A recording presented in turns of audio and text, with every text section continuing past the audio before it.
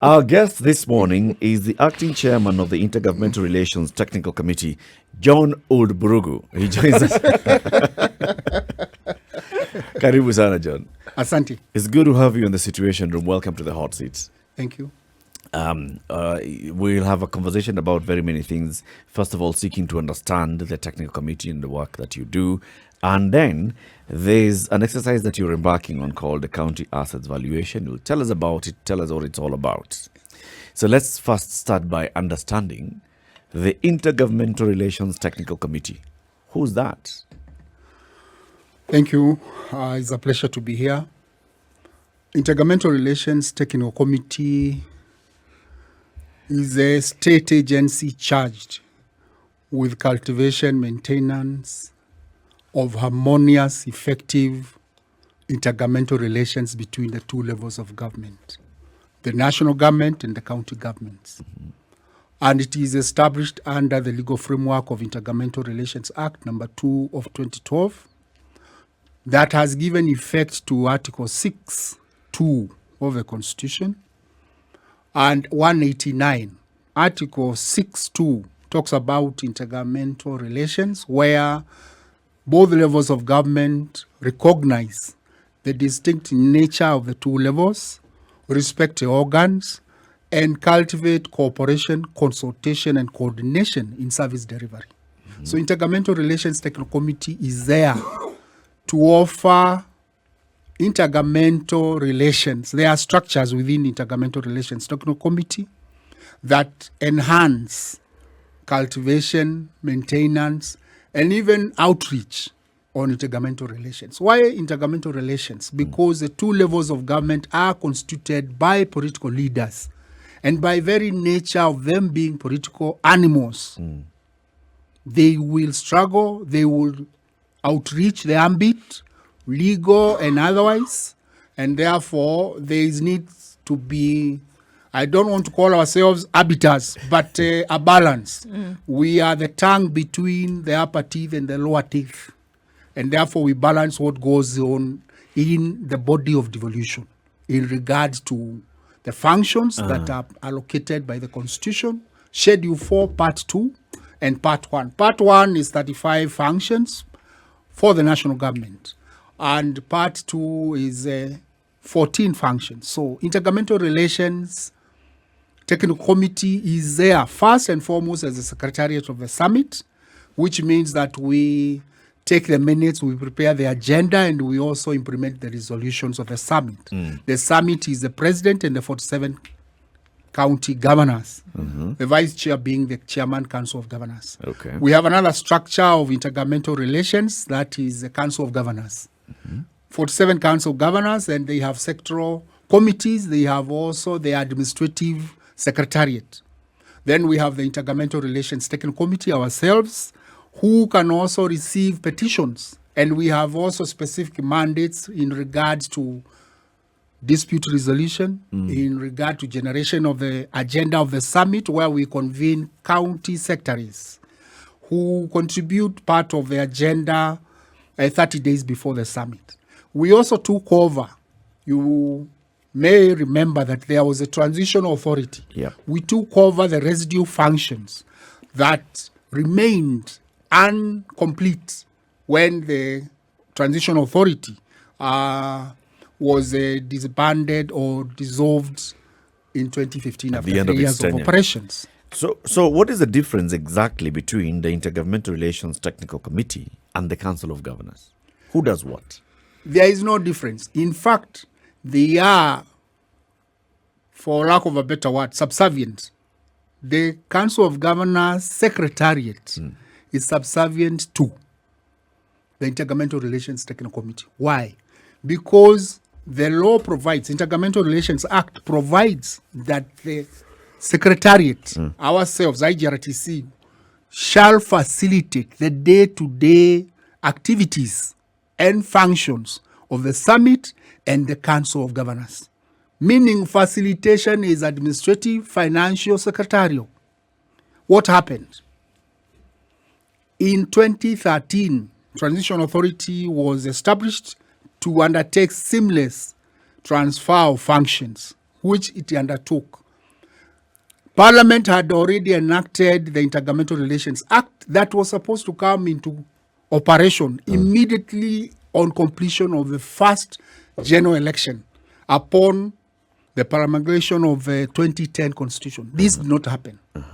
The Cabinet Secretary then responsible for devolution did not operationalize that act. And therefore, intergovernmental relations were performed by Office of the President, Transitional Authority, and then in the first summit in 2013, where His Excellency Isaac Ruto was the chairman and the President Uhuru Kenyatta, what happened is that the Council of Governors, having constituted itself, requested to have a secretariat. You are aware that the Council of Governors are politicians. Yes. It's a platform that has politicians. Technical committee, we are technical.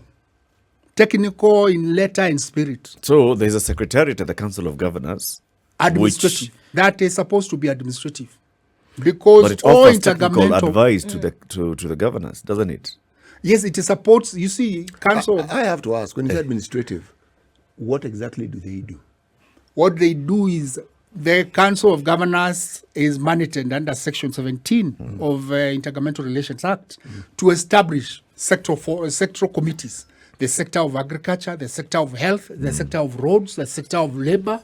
So those sectoral resolutions that relate to the horizontal relations between a county and another, the aspects of common interest that they share, like, let me talk about health, where they haggle about the medical equipment leasing by the national government, where they are supposed to sign or not sign, and that the sectoral forum, that sectoral committee is headed by, at the Council of Governors, by His Excellency Anyang' Nyong'o. Yes. Any resolution they arrive at, any engagement they do that has no other level of government. When we talk about another level of government, we talk about national government entities, the Cabinet Secretary for Health, the organs of the national government, like KEMSA and others, then they do their own administrative issues. When they touch any other entity, it becomes an intergovernmental. So because they are a level of government, and we are in between the national And the and the county. county. So, can you then say that this technical committee then plays a support role when any county then needs to touch on matters that involve the national government? Yes. So you play a support role. So there really isn't any subservient role of one to the other. I would say because of the political nature of the platform, the way they articulate the issues, it inadvertently provides that perception that the COG and the IGRTC are in competition. Yes. But essentially, IGRTC provides a secretarial service. Secretarial in the sense that when the matter have been discussed at the sectoral level of the Council of Governors and needs to be accelerated or taken up to the summit for deliberation or engagement with any other national government ministry or entity, then that is where intergovernmental relations comes in. I'm a bit confused here. Explain why I'm confused. Yes. County governments are governments. Yes. National government is a government. Yes. Functions there are functions, ministerial functions that seem shared. I'm using the word shared because, like health, for We instance. call them concurrent. See, English is concurrent. Yes. Okay? Shared, shelved, concurrent. Voila. Now, beyond ensuring that the Treasury, which is part of the national government, provides funds for these activities that are nestled within the county governments. Okay? Now, because of this particular relationship and because certain functions, even in these ministries, are not distinct and clear or separate, I'm asking, is this why they need to be a body such as yours and the secretariat at the Council of Governors. yes, to ensure that there is smooth understanding and functioning within these two bodies. Is that in essence what you people do? That is in essence what we do, because there is what we call exclusive functions. Yes. The 35 for the national government. Yes. The 14 for the county governments. governments. And then there are functions which have an overlap, like water, Yep. like roads, like health. Although health, we would say, is a national government crawling back. It is Health devolved is the devolved substantially. function. Yes. The national government has only responsibility of policy and referral hospitals. So those functions which overlap, where you find the national government undertaking and also the county governments, we call them concurrent. Like infrastructure, like roads. Yes, like roads and also water. Yep. Those are an environment. Those are concurrent functions. But for those which are exclusive, like defense, that is security, those are national government functions. And it remains like agriculture. That is for the county governments. Okay. But you find the national government still retains substantial hold on not only on resources but even in the structures. Like they have 23 parastatals. Why are they holding them? And yet theirs is policy. Theirs is a national food reserve. Yeah. There is no other. The animal husbandry that is today undertaken by and crop development that is undertaken by ADC. Why would ADC as a parastatal continue existing? So The as other a- aspect is why don't we have a joint entity or facility, KEMSA? KEMSA provides medical facilities and non-pharmaceutical equipment to the county governments. But why is it that It's still it a is national. managed by the national government? Why don't we have a joint board? Why don't we have that Why isn't it even being run entity? by the technical committee or the council of governors? Precisely. That should be the question. I see, for example, you've said the Intergovernmental Relations Technical Committee is established by the Intergovernmental Relations Act. Yes. Section 11 establishes the Intergovernmental Relations Technical Committee. Yes. Same law, go down, 19 establishes the Council of Governors. So that's where the confusion starts coming in, because the same law is establishing two bodies. The technical committee has been established by 11, and among the functions is to provide the secretarial functions of the summit and the council. Yes. And then the Council of Governors is where the governors shall meet and discuss issues. It sounds to me that the technical committee should be the secretariat for the council. It is in law. So why But- do we have a secretariat at the Council of Governors? For purposes of, we don't want to be seen. If we align ourselves to, there is a horizontal and vertical intergovernmental. Horizontal is the relations between the 47 county governments, where they are allowed by law to set up their sectoral committees for purposes of articulation of issues, policy harmonization, review of regulations. If they want to review a regulation or a law, the policy maker is a national government. Yeah. And therefore, they have to come through the respective ministry. Yeah. We have what we call sectoral forums. Sectoral forums under Section 13(1), Intergovernmental Relations Committee, ourselves can convene. Okay. But that does not preclude the cabinet secretary responsible, which means the cabinet secretary for health, water, agriculture may convene such a committee.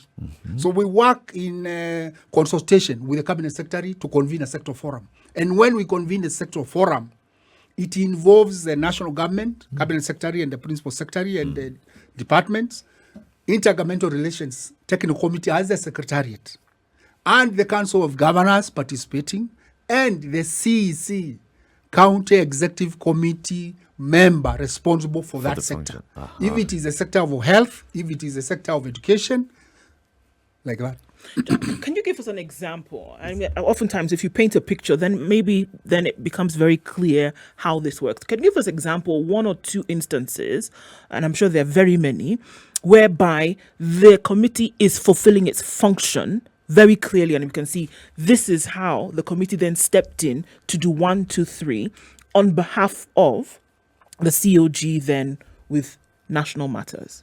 Okay. Transfer of functions. In the transfer of functions, there is what we call the Big Bang. It happened in August of 2013 where all 14 functions, the Council of Governors then, governors, the pioneer governors demanded that all these functions we have been allocated by Constitution, give us.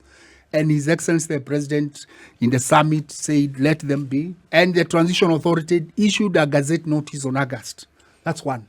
But even having been done that, the functions, for example, of museum and libraries remained being performed.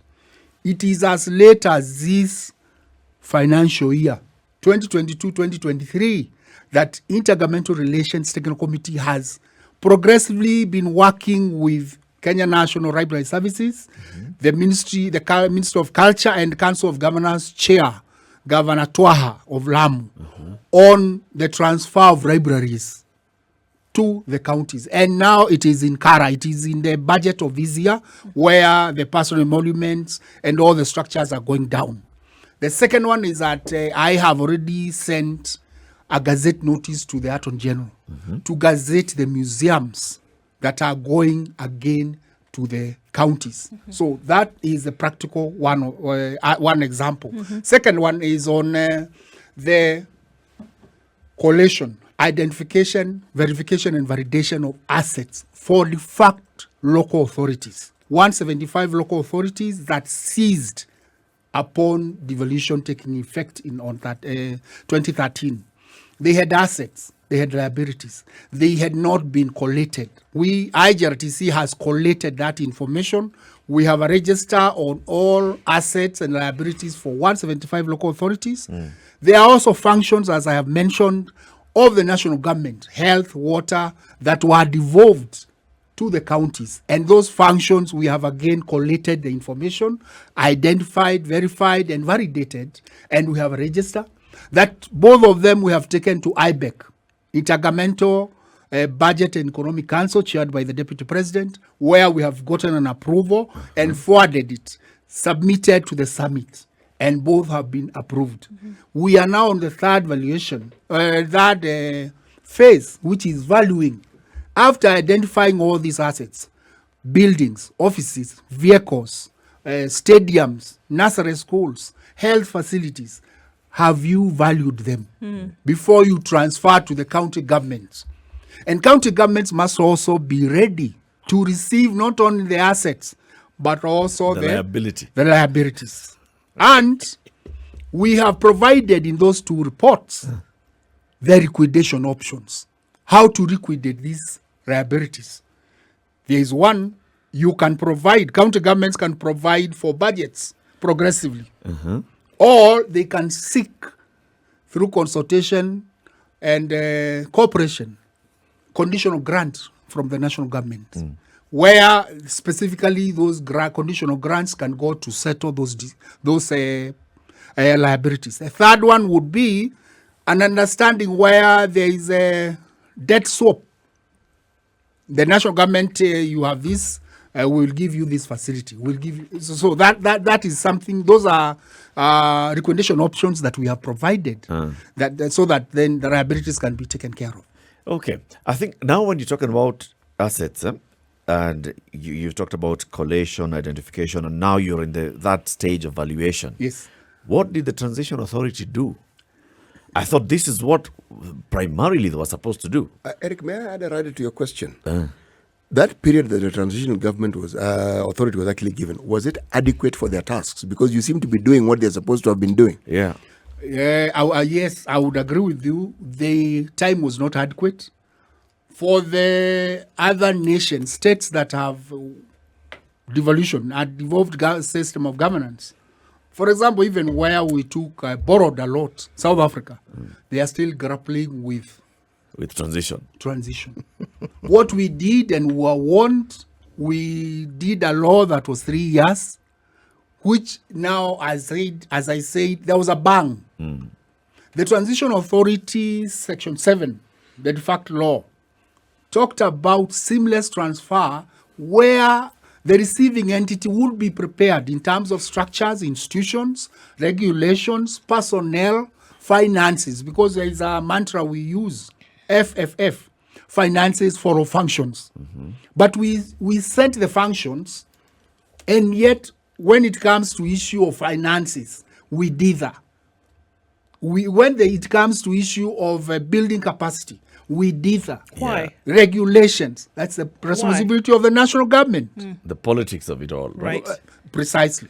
So there are those aspects that are sometimes beyond the Intergovernmental Relations Technical Committee in terms of the functionality, the execution of the mandate of sometimes the national government and also the Council of Governors. What had the TA done by the time the TA became defunct in what, 2015? Yes, This is after 3 years. yes. So between 2012 and 2015, Yes. what was the TA doing? TA did quite a lot under the circumstances. First, it worked with the Parliament to ensure that legislations that are supportive to devolution were in place. Second was it is the one that prepared for, it had what we call county coordinators. It did the first awareness creation, sensitization, sorry, on the expected county governments, the necessary structures. And this transfer, it did the research, the necessary benchmarking on the transfer of functions. And it sounded a warning on the time frame, the limited time frame against the enormous responsibilities. Having downloaded the 14 functions, we say unbundling.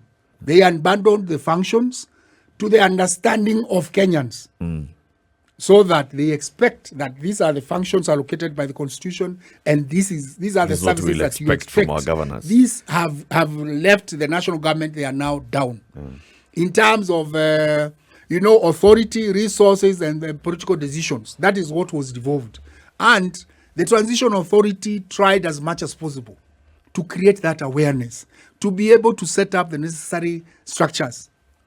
But the Intergovernmental Relations Act again recognizes the limitation of the transition authority. And it says, take up the residue functions of the transition authority. Anything left undone. So it was expected. The crafters of the law knew that the time was limited, and that is why, as Mr. Muga talked, we are seen to be doing the transition authority activity. It is because it was limited. And as I said, other states that are under devolved government, they continue transiting to date. They Okay. transit in phases, but us were the big bang. And that is why we have this challenge. We chewed, we pushed a lot into the mouth of the counties, and they are not able to. And the to- neck to- is to still chew, small. leave alone digesting. The conversation continues after this quick break. It's 28 minutes to 8. This is Kenya's biggest conversation. John Burugu is the acting chairman of the Intergovernmental Relations Technical Committee. He's here with us. We're talking about devolution, implementation of devolution, and particularly county assets valuation. He's telling us that the the committee has basically been doing a lot of work recently in terms of looking at the assets that were left by the 175 defunct local authorities. Where are they? How much are they worth? The valuation bit is what we want to discuss. Let's take this quick break. We'll be back shortly. It continues with John Burugu, the acting chairman of the Intergovernmental Relations Technical Committee, talking about assets, collation, identification, and now valuation. 175 local authorities. This is from the Kanjo of Nairobi to the municipals to the town councils everywhere in the country. So they had assets. What kind of assets are we talking about? Apart from the buildings and the chairs inside there and the files and and such, what else were the assets? They had markets, they had buildings, they had vehicles. Others had even invested in land. And those are the ones that we are valuing. We have to attach those assets, a value to those assets. We are working closely with the... Wait, there were some local authorities that had investments. Yes. It is sad that today the county governments are underperforming revenue generation, unlike the local authorities that were there. Yet the economy has grown, the revenue streams have increased, but On we source don't know what revenue is has not growing. happened. Yes. Own source revenue has been a sticky conversation for a lot of the county chiefs for a long time, well into devolution. From your point of view, what do you think the issue that, because I mean it's clearly an issue now, still now, and you're saying why during the local times of local authorities you're able to collect this amount, and we've seen that dwindle since devolution came. Why? There has been, it's true, it's an ongoing conversation.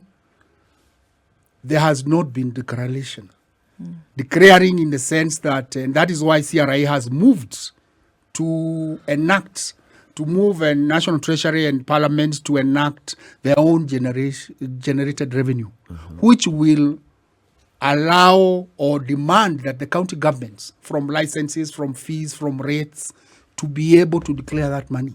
Today, they just put it in their CRF. In fact, they don't allow it to get to CRF. They have numerous other accounts which do not reflect Which are not anywhere transparent. else. It is only known to the county.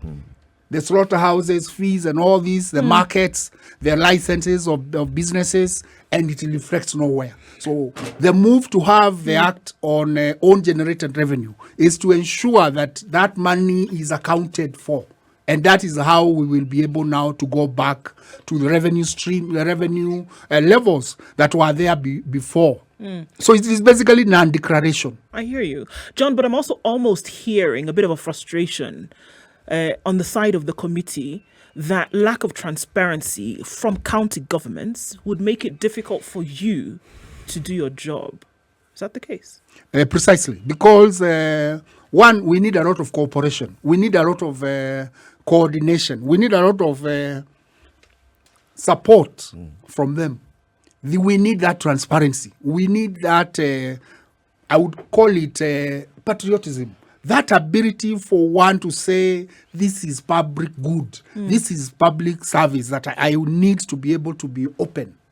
We would say that up to 9 years, now going to 10, 2023, we have not had that in the sense that there are areas of accountability and openness that remain very opaque. Whereas it's supposed to be open. This is public service, so these are public resources. And that is why, yes, we agree that there is an element of limitation and control when we use IFMIS.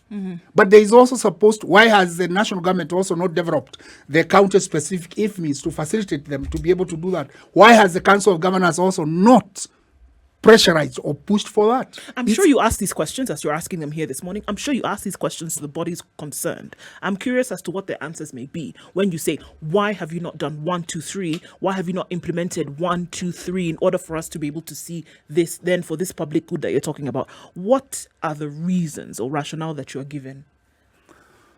Ratif, when he started, asked me, what is the difference between the Secretariat of IGRTC and Council of Governors? And I said we are the Secretariat of the Summit and the Council of Governors. Right. The one they have is to facilitate their level of engagement. The frustration comes when IGRTC attempts to do now the horizontal intergovernmental relations, asking those questions, making the follow-ups. You know, we are the standing secretariat of the summit. And Section 8, all functions of the summit under Section 8, therefore, come to IGRTC. One is monitoring the implementation of development plans by the county governments for and on behalf of the national government. Monitoring and evaluation, where we have a tool that is already approved by the summit, but implementing that tool in the counties is a challenge. This is our level. Yes, this is not yours. So we are kept away from the follow-ups, the activities that we are supposed to do for and on behalf of the summit. Them, they want to operate only with the summit to push the issues that they are not able to sort at the Council of Governors. But anything else, by the national government. They don't want to be answerable. They don't want to be answerable. And that is where we have a challenge. And no wonder they utilize their Council of Governors Secretariat to do the platform, Because if push they, and articulate politically because if they issues brought which it are to, technical. Because if they brought it to the legally mandated committee, Yes. then they would have to be transparent in all the doings. Is what Precisely. you're saying, and they don't want to do this. I can't agree more. And that again now brings the inhibition in the proper, harmonious, effective intergovernmental relations. Because There's infighting clearly here between two institutions created by the same law, and now this is being used by the politicians to their own benefit. Whenever there's an issue that needs to go through the Council of Governors, it's thrown away, thrown to the IGRTC. When there's a matter that IGRTC should be handling, it's then pushed back into the Council of Governors. When you talk about the harmonious coexistence of these two bodies, then it's a matter that also you can see some level of degree of frustration in implementation or just the support that your technical committee needs. I dare say, for instance, you're an acting chairman. Why do we have an acting chairman in this very crucial organization? The last chairman was it 2-3 years ago? 20 months ago, we came in on June 2020. Maybe it is because of the uniqueness of the process of appointment, where the president and the chair of the Council of Governors appoints a panel. The panel is supervised by the cabinet secretary responsible for devolution. And upon its completing the process, forwards the name of the eligible appointees to the chairman, and the chairman, in consultation with the Council of Governors again, now appoints. So the consultative process of the appointment is the one that maybe has delayed. We hope that it. So there has will to be resolve. concurrence between the president and the chair of the Council of Governors. Precisely, and that is why we are emphasizing in the appointment of the technical committee members and the leadership. There is consultation.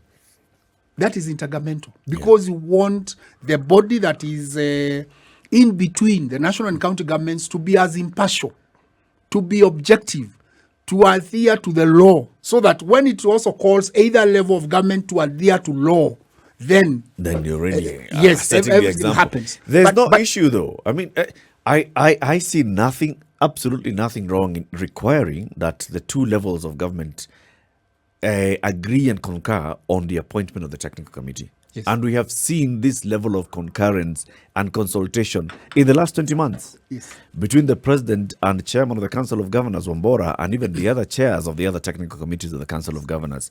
IBEC meets and they decide on how much money is going to the county. That is a very crucial conversation. Yes. And yet we don't even see any disharmony or disagreement. Why would they disagree, or why would it take so long to appoint a chair? But you know, Eric, even when they're talking about appointing a chair, we put the cart before the horse a long time ago. You know, at the beginning of our conversation, Burugu said several things which were pertinent, but among the things he said, when he talked about the devolution ministry, there are some key functions for this particular process of devolution that were never brought into force by the person who was charged with it. But pause there. Okay. Other item that again I want to unpause was when you talked about the transition authority. Okay, given 3 years, and then there was another commission also that when I looked at it, I said, but why was this commission only given 3 years? It was called Kenyan Constitution Implementation. HI. Yes, the CIC. Yes. Now, we're transiting. We have a new constitution. We need to understand this thing. Their functions. Now, the two bodies that were supposed to make this entire process simple and easy for everybody to understand is disbanded after 3 years. And in reality, they actually haven't finished their function. So then now we go about the process of implementing. Some clever people set this thing up. I'm a conspiracy theorist, by the way. Just so that let me say it from I the see get-go. you're coining one. Yes. Because How do you go about this process? This thing we're discussing, it's muddled up. Among the bodies within our setup that were able to unravel this thing and make it clearer were these two bodies that were disbanded after 3 years. The Transition Authority and those who are supposed to help us understand how this constitution is supposed to be. Come up with the laws. Exactly, how it's supposed to be implemented. Now you don't have them. And then here we are implementing. But City, I look back. I hear the frustration, but also it needed to be time bound. No, but 3 years was too short. The Commission for the Implementation of the Constitution was mostly supposed to come up with the laws that were going to breathe life into Again, this. 3 years is a short They time. did, because there were timelines. You see, the Constitution had the timelines. This law by this time, this law by this time, this law by this time. By the time the Nyachae Commission was being disbanded, all the laws it was supposed to have done, it had done. Eric. See, it had delivered. 3 years is a short time. Please, Let me Bona come in. Burugu, come in. Yes, You know, I understand your theory, and yes, and also Ratif, in terms of the frustration. Having recognized and realized that there are those limitations, the summit in February of 2020 authorized consultatively with the Council of Governors that the mandate of IGRTC be enhanced into a commission. Yes. We are in that process. We are amending the Intergovernmental Relations Act to transit into a commission, transform into a commission, get the mandates that were enjoyed by the Transition Authority, so that then we can continue performing and undertaking those responsibilities. But I also recognize, despite the 3-year limitation of CIC, we blame the Parliament, because who are the successor organization that took that responsibility? Parliament. Today, I will ask, who monitors the implementation of the Constitution?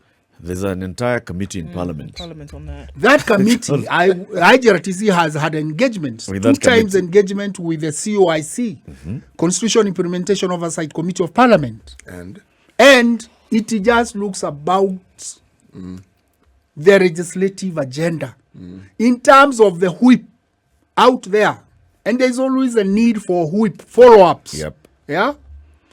Action areas. Who follows up those action areas? That is what CIC was doing. That is what it was articulating. That is why some of Kenyans did not like Nyachae. But there was need for that articulation, that firmness, and that drive and force to be able to get the country where we are supposed to be.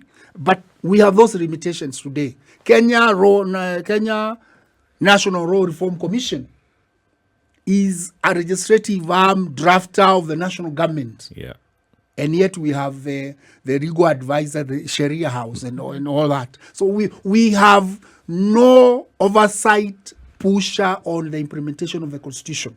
And that oversight entity should be working together with IGRTC, other bodies, so that there are many areas today of the implementation of the Constitution, not only on devolution. Devolution is one of the biggest dividends that we got. Yeah. However, the other areas Of the Constitution of implementation. the Constitution that's stalled. implementation, the vision that is yet to be unveiled, Yeah. even to be unpacked. I want to bring us back to the issue of the assets. Yes. Because it's also a very key conversation that we'd like to have today. The assets valuation. Yes. You've told us there are very many assets that now you've identified, Yes. and you are valuing them, and some of them you're seeing, okay, this is not an asset, it's a liability. Yes. Who is in charge of those assets today as we speak? The assets that we are undertaking valuation are the assets before Devolution. 2013. Okay. Any asset acquired by the current government of the county of Kakamega, we are not touching. We are only touching the Kakamega County Council, Kakamega Municipality, Malava Town Council, if I may be specific to that Yeah. county. Yeah. When we come to Kiambu, the same.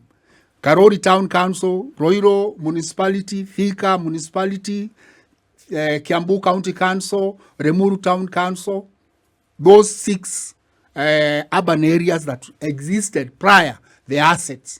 So after the 2013, the pioneer governments of counties and the second, we are not touching. Okay. They are supposed to have that already in their inventory. Okay. Quantified. And why are we doing the assets before 2013? So that the reporting, financial reporting of the county governments will be up to date. The country is supposed to migrate to the international public sector accounting system. And part of the accountability, part of the transparency is inclusion of all assets that the county owns, that the country owns. So for us to get to the country, first we go to the county. And that is where we are valuing the prior 2013 assets so that then they can have inclusion in the financial reporting of the counties moving forward. Does that include, because there's a big issue here of the pension funds, does it include that? Yes, because those are liabilities, non-limited statutory deductions, NSSF, NHIF, pensions, all that. And that is where we have provided the recommendation options. It's a county of Kilifi, it's a county of Mombasa, Homa Bay, that never remitted. It deducted its staff, but never remitted to the pension money. pension. So it is them. National government cannot take that. That we cannot say we divide among Kenyans. So why is Kiambu or Madeira guy being penalized for Homa Bay ineptitude? And there's again an issue about the what's it called, ICPF, the pension fund, Yes. the county pension fund at the national level. Whose is it? Is it a national one? Is it a county one? Is it a workers one? When you look at the assets. Initially it was for the local government workers. Yes. And when the Council of Governors came, they did not want to inherit that. They did not want to transform that into a county government workers pension scheme or pension fund. So they started to come up with their own. And what happened to And that transition has never happened. And what happened to the other one? The other one still transformed itself because it is a business entity. It transformed itself with that information or with that indication that the county governments don't want to take it over, and it branched to other activities. Though it retained, for those who are formerly employees of local authorities and they are still not retired, they still continue to get money from there. Although we still have challenges where county governments are still not remitting. They deduct, but they don't remit. They say they don't recognize that entity. So the worker is again books, is this a county asset or is it not? It was proposed by His Excellency Governor Isaac Ruto and his team, but it has never come to fruition. Now you see where the roles I was talking about came in handy. Yes. Because all these confusions would have had, should we say, a structure within which they could actually be nestled. But the moment those came to an abrupt end, then you set up, these entities, you have entities that are now trying to assume the functions that were there before. Yes, they can, but it's a tedious and, in my mind, an unnecessary task because we already had institutions who are tasked to do precisely that. However, that is where again IGRTC comes in, because the constitution provides if there is no legal framework for the county governments for the function that they are allocated, the national government law takes effect, or they can customize that. There is, however, a need for IGRTC to have that stick, so that you are able to bring the counties to work. You don't have that stick yet. We don't have that stick yet, and that is why we want to transform into a commission, so that we can have the stick, because there was no need of reinventing the wheel on pension aspects. You only maybe need to remodel, rework the framework to accommodate the new county government, but not to reinvent the wheel or throw the baby and the water away and then say you are starting something afresh. When you already had something. So it seems as though this duplicitous nature that we've seen in other parts of government is also playing itself here, because you have committees, commissions, stakeholders, etc., who are all seeming to be doing the same thing. But then we are stuck on this place whereby the implementation doesn't take place. to see things implemented, carried out to the end seems to be an issue, not just here, but in other parts of government as well. And it seems to be that is really what the problem is. We have a big challenge. I don't think the national government, neither Kenyans, underwent change management. You know, people think change management is only in the offices. But even in the constitutional implementation, the political leadership needed to undergo that change management, psychologically prepare themselves so that then they internalize what it means in terms of cost, in terms of structures, in terms of commitment, and be able to get integrated. This has never happened. Most of the time, I dare say, politics takes more precedence than the practical aspects that relate to Kenyans. So politics is the problem. How can your commission get that? How can your technical committee get that stick? It seems to me that you don't have an owner. You don't have an owner at the national level. You don't have an owner at the county level. You don't have someone supporting you. Summit is the apex intergovernmental relations body, and its secretariat is IGRTC. So, by inference, we are supposed to have that power. But, when it is not in black and white, Kenyans, Yeah. Who do you people report to? The summit. we report to Summit. Who does the summit report to? Summit is the apex. It is the governors and the president. It's the political apex. to the citizens. To the citizens. Yes, there's a reason why I'm asking this particular question. But why don't we ask Mr. Burugu to come back again so that Please we can do. discuss this thing? Please do, At Mr. greater Burugu. detail. Because in my mind, we've actually just begun discussing. Oh, yes. Yes. And I think it's very important that we have this kind of conversation so we get to understand where the challenges come in. John Burugu is the acting chairman of the Intergovernmental Maybe before you Relations close Technical that. Committee. Yes, your final closing remark. Yes, there is something else. Even among all these issues, let us not forget that we have a transition in August, where the national government will transit, a new administration, and the county governments. 22 governors are going home, having done 2 terms. We will expect automatic transition. What happens? Maybe when I come back. Indeed. Asante sana. Keep it here for more. Coming up in the next hour. Good morning.